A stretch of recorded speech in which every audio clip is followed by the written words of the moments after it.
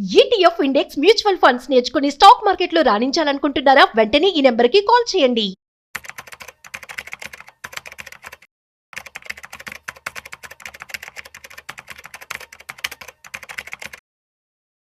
Hello viewers, welcome back to our channel. ప్రస్తుతం మనతో పాటు ఉన్నారు stock market analyst Sundar Rama Reddy గారు. సార్తో మాట్లాడు. నమస్తే సార్. నమస్తే మా. Sir, the new market wizard అనే ఒక బుక్ ఉంది కదా, అంటే మనం దాని నుంచి ఏం నేర్చుకోవచ్చు? అంటే బెస్ట్ ట్రేడర్స్ లిస్ట్ ఏమన్నా ఆ బుక్లో ఉంటుందా? అంటే ద న్యూ మార్కెట్ విజార్డ్స్ అని చెప్పేసి స్టాక్ మార్కెట్లో వరల్డ్లో టాప్ మోస్ట్ సక్సెస్ఫుల్ పర్సన్స్ యొక్క మైండ్ సెట్ ఎలా ఉంటుంది, వాళ్ళ స్ట్రగుల్స్ ఎలా ఉన్నాయి, వాళ్ళు స్టాక్ మార్కెట్ నుంచి వాళ్ళ దగ్గర నుంచి మనం ఏం నేర్చుకోవచ్చు, ఇలాంటి ఇన్స్పిరేషనల్ ఆర్టికల్స్ మొత్తం దాంట్లో వస్తూ ఉంటుంది అనమాట. ఇది బేసికల్గా ఏంటంటే వరల్డ్లో టాపెస్ట్ ట్రేడర్స్ యొక్క ఇంటర్వ్యూస్ అనమాట.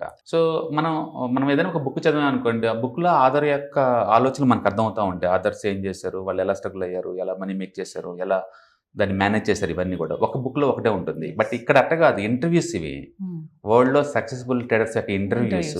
సో న్యాచురల్గా మనం ఒక్కొక్కరి దగ్గర నుంచి ఒక్కొక్కటి నేర్చుకోవచ్చు. ఒక్కొక్కరి దగ్గర నుంచి ఒక్కొక్కటి నేర్చుకుంటే I strongly recommend go for these book and you can learn lot of things అనమాట. అండ్ ట్రేడింగ్ అంటే ఏదో ప్లేట్లో పెట్టితే రెడీకి తింటాం ఏం కాదండి, ఒక భయపడి నొక్కితే వచ్చేవి కావు అవి. దాని వెనక ఒక స్ట్రాటజీ, టెక్నిక్స్, లాస్ని హ్యాండిల్ చేయడం, రిస్క్ మేనేజ్మెంట్, పొజిషన్ సైజింగ్, వీటన్నిటిని దాటుకుంటూ ముందుకు వస్తే వచ్చే ఇన్సెంటివ్ అనమాట అది.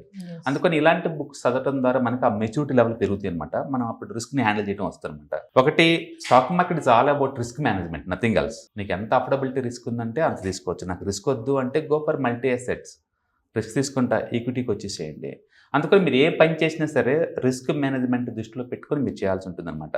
అందుకని మనం లాసెస్ నుంచి నువ్వు ఎస్కేప్ అవ్వలేవు, లాసెస్ నుంచి 80% ఎస్కేప్ అవ్వలేవు. బట్ ఆ లాస్ని ఎలా హ్యాండిల్ చేసావు అనేది ఇంపార్టెంట్. ఓకే, ఇప్పుడు స్టాక్ మార్కెట్లో ఎవరైనా లార్జ్ క్యాప్లో పెట్టుంటే ఒక 12% దాకా పట్టిందంటే ఇట్స్ నార్మల్. మిడ్ అండ్ స్మాల్లో పెడితే ఒక 20% దాకా పడ్డ నార్మల్ ఈ టైంలో. ఎందుకంటే ఎంటైర్ మార్కెట్ డౌన్ అయింది కదా. ఈవెన్ రాకేష్ ఇంజిన్ వల్ల, ఈవెన్ దమాని వాళ్ళ పోర్ట్ఫోలియోస్ కూడా 20% డ్రాప్ అయి ఉంటాయి ఈ టైంలో. అందుకని లాస్ అవ్వటం వల్ల బ్యాడ్ అవ్వటం కాదు, ఆ లాస్ని ఎలా హ్యాండిల్ చేస్తున్నారు, మళ్ళీ మార్కెట్ బుల్ మార్కెట్ దగ్గర ఉండగలుగుతారా లేదనేది అనమాట. అందుకని it's all about how to handle the losses and how to manage the risk అనమాట. అందుకనే స్టాక్ మార్కెట్ అంటే నథింగ్ బట్ రిస్క్ మేనేజ్మెంట్. ఎంత అఫోర్డబిలిటీ ఉంటే మనం తీసుకోవడం బెటర్ అనమాట.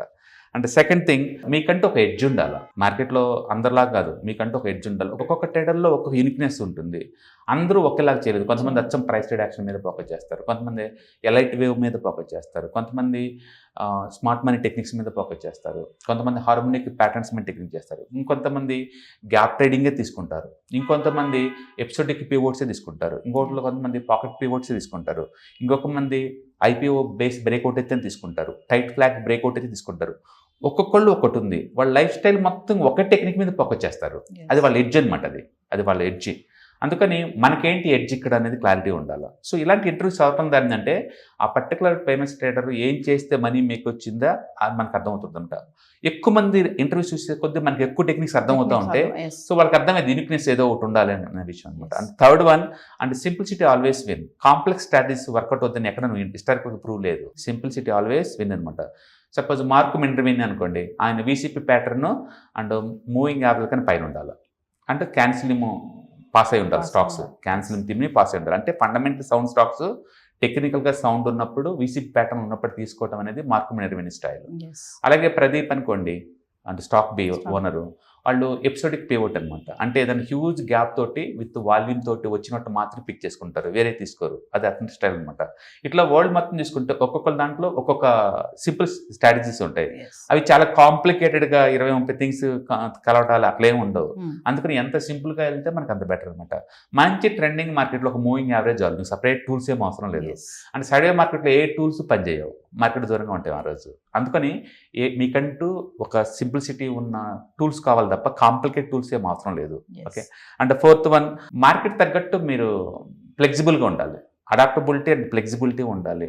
బ్రేక్అవుట్ స్టాక్స్ సైడ్ మార్కెట్ అస్సలు పనిచేయవు, ఎందుకంటే ఎన్విరాన్మెంట్ సూటబుల్గా లేదు. ట్రెండింగ్ మార్కెట్ సూపర్ పనిచేస్తాయి. అందుకని మార్కెట్ ఎన్విరాన్మెంట్ తగ్గట్టు మీ స్ట్రాటజీ ఉందో లేదో ఉందని పిక్ చేసుకోవడం బెటర్ అనమాట. అందుకని మార్కెట్ ఇప్పుడు ఏ స్టైల్లో ఉంది, మనం ఏ స్టైల్లో పోవాలి. సపోజ్ నెక్స్ట్ 2-3 మంత్స్ మార్కెట్ వాలటైల్గా ఉంటుంది, ఈ టైంలో కన్సర్ పెట్టుకుంటే చాలా మంచిది. ఎందుకంటే మార్కెట్ ట్రంప్ ఒక ట్వీట్ ఇస్తే చాలు, మార్కెట్ ఆ రోజు ఆ వైపుకి వెళ్ళిపోద్ది. మరుసటి రోజు లేదు లేదనగానే మళ్ళీ ఆగిపోతుంది.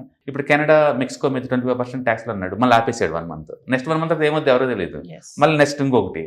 అందుకని అన్సర్టనిటీని అర్థం చేసుకుని దానికి తగ్గట్టు మనం మన స్టైల్ని అడాప్ట్ చేయాలి తప్ప అప్పుడెప్పుడో బీసీ కాలంలో ఒక ట్రేడింగ్ స్ట్రాటజీ నేర్చుకున్నాం అంటే ఈరోజు పనిచేయకపోవచ్చు. అందుకని మన దగ్గర ఫ్లెక్సిబిలిటీ ఉండాలి అండ్ లేటెస్ట్ కండిషన్స్ తగ్గట్టు అడాప్ట్ అవుతూ ఉండాలి. అంటే కన్విన్షన్ ఉండాలి. మీరు ఏదైనా ఒక అప్రోచ్ తీసుకుంటే దానికి స్టిక్ అయి ఉండాలి. ఇప్పుడు నేను అనుకోండి వీసీపీ తీసుకుంటాను, దానికి స్టిక్ అవుతాను, వేరే దాన్ని స్టిక్ అవ్వను అనమాట. అట్లా ఒక్కొక్కరికి ఒక్కొక్క కన్విన్షన్ అవ్వాలి. అందుకని ఈరోజు న్యూస్ ఏమొస్తుంది, మార్కెట్ ఎలా ఉంది, ఇవన్నీ కాదు. నీకు అలవాటైన టెంప్లెట్స్లోకి మార్కెట్ వచ్చింది అంటే మీరు అటాక్ చేసుకోవచ్చు. అందుకని ప్రతి ఒక్కళ్ళు ఒక స్పెషల్ టెక్నిక్స్ మీద గ్రిప్ ఉండాలన్నమాట. దాని మీద కన్విన్షన్ ఉండాలి. అందుకని నేర్చుకోవాలి. లైవ్ మార్కెట్లో వాటిని వందల కొద్ది సినారియోస్ అబ్జర్వ్ చేయాలి. 1-2 స్టాక్స్తో వాటిని మనం టెస్ట్ చేయాలి. కంఫర్ట్ అంతా దాన్ని స్కేలప్ చేసుకోవాలి. ఈ ప్రాసెస్ అంతా టైం పట్టడానికి కొంత టైం పడుతుంది అనమాట. బట్ ఒకసారి మనం కన్విన్స్ అయ్యామనుకోండి, మనం దాన్నే అడాప్ట్ అవుతాం కాబట్టి బాగుంటుంది అనమాట. అందుకని ఈ న్యూ మార్కెట్ విజార్డ్స్ బుక్ అని చదువుకుంటే వరల్డ్ వైడ్గా టాపెస్ట్ ట్రేడర్స్ యొక్క వాళ్ళ సైకాలజీ, వాళ్ళు ఎలా స్ట్రగుల్ అయ్యారు, వాళ్ళు ఎలా హ్యాండిల్ చేశారు, ఏ టెక్నిక్స్ ఎలా వాడుతున్నారు అనేది మనకు అర్థమవుతుంది అనమాట. One of the extraordinary book. కొన్ని వందల ట్రేడర్స్ యొక్క పర్సనాలిటీలోకి మనం మనం చూడొచ్చు వాళ్ళు ఎలా థింక్ చేస్తున్నారు అనేది. నార్మల్ బుక్స్ అయితే ఒక్క ఆధరే ఉంటాడు, బట్ ఇక్కడ అట్టగా అది ఆధర్ జాక్ అని చెప్పేసి ఆయన చాలా ఫేమస్ అనమాట. డిఫరెంట్ టైప్ ఆఫ్ ట్రేడర్స్ని ఇంటర్వ్యూ చేస్తూ ఉంటారు. అలాగే దిస్ బుక్ నేను ఎప్పుడైనా అప్డేట్స్ వచ్చి నేను చూస్తూనే ఉంటాను. ఇది ఒకటి ట్రేడర్ లయన్ ఒకటి, అంటే స్టాక్ బి ఒకటి. It's one of the famous resource అనమాట. మనం ఈ ప్రొఫెషన్లో చాలా డైనమిక్గా మారుతూ ఉంటాయి. వేరే ప్రొఫెషన్కి ట్రేడింగ్ ప్రొఫెషన్కి తేడా ఏంటంటే ట్రేడింగ్ చాలా డైనమిక్. ఏ రోజుకి ఆ రోజు వరల్డ్ వైడ్ మూడ్ బట్టి మారిపోతూ ఉంటే ఆ ఫ్లెక్సిబిలిటీ నీ దగ్గర ఉండాలి. నువ్వు కూడా మారాలి. నువ్వు మ్యూచువల్ ఫండ్ తీసుకుంటే లేటెస్ట్ అప్డేట్ అవుతూ ఉండాలి. ఎప్పుడో తీసుకున్నావు అంతే స్టిక్ అవుతా అంటే కుదరదు. ట్రేడింగ్ టెక్నిక్స్ ఏమైనా సరే. అందుకని మీరు చూసేటప్పుడు it's all about risk management. ఎంత సింపుల్ స్ట్రాటజీ ఉంటే నీకు అంత బెటర్. మీరు కన్విన్స్ అవ్వాలి ఆ స్ట్రాటజీకి, మార్కెట్కి అడాప్ట్ అవుతూ ఉండాలి. ఎలా ఉండాలా, సింప్లిసిటీ ఆల్వేస్ విన్. ఓకే, ఇలాంటి మంచి మంచి విషయాలు మనం ఈ బుక్ చదువుతున్నారు మనం నేర్చుకోవచ్చు అనమాట. ఎందుకంటే ఇవి సిరీస్ ఆఫ్ ది ఇంటర్వ్యూస్ అనమాట వరుసగా. అందులో సక్సెస్ఫుల్ కానీ వాళ్ళ స్ట్రగుల్స్ కానీ అన్నీ ఉంటే మార్కెట్ ట్రేడింగ్ చేయాలనుకున్న వాళ్ళకి అర్థమవుద్ది అనమాట ఏం జరుగుతుంది. ఇప్పుడు మార్కెట్ పడుతుంది అనుకోండి, పడితే నెక్స్ట్ ఏం అవుద్ది నీకు తెలియాలి అనుకోండి, హిస్టారికల్ డేటా రిఫరెన్స్ తీసుకుంటావు కదా, హిస్టరీలో అప్పుడు ఏం జరిగింది, తర్వాత ఏం జరిగింది చూసారనుకోండి, మీకు కంఫర్ట్ ఫీల్ అవుతారు. తద్వారా ఏంటంటే ఈ లాస్ని లైట్ తీసుకోవడానికి లేదా లాస్ మినిమైజేషన్కి ఏం చేయొచ్చు అనమాట. మీరు ఏం చేయకుండా ఉంటే ప్యానిక్ అవుతారు. అందుకని నాలెడ్జ్ ఉన్న వాళ్ళకి లేని వాళ్ళకి ఏంటంటే ఇద్దరు డల్ అవ్వచ్చు ఈ టైంలో. మార్కెట్ పడితే అందరూ ఎఫెక్ట్ అవ్వాల్సింది ఎంతకంత. నాలెడ్జ్ ఉన్న వాళ్ళేమో దాన్ని హ్యాండిల్ చేయడం నేర్చుకుంటారు, లేని వాళ్ళు ఏమో పెయిన్ తోటి మధ్యలో విత్డ్రాల్ అయ్యి మార్కెట్ దూరంగా వెళ్ళిపోతారు. అందుకని నాలెడ్జ్ ఉండటం వల్ల ఏంటంటే రిస్క్ని మేనేజ్ చేయొచ్చు అండ్ ఫ్యూచర్ ప్రెడిక్టబిలిటీ ఎంతకంత ఐడియా ఉంటుంది కాబట్టి దాని తగ్గట్టు అడాప్ట్ అవుతూ ఉంటారు. Thank you. Right. Hi, stock మార్కెట్లో వాలటిలిటీకి దూరంగా ఉంటున్నారా? పోర్ట్ఫోలియోస్ అన్నీ కూడా రెడ్లో ఉండి బ్లీడ్ అవుతున్నాయా?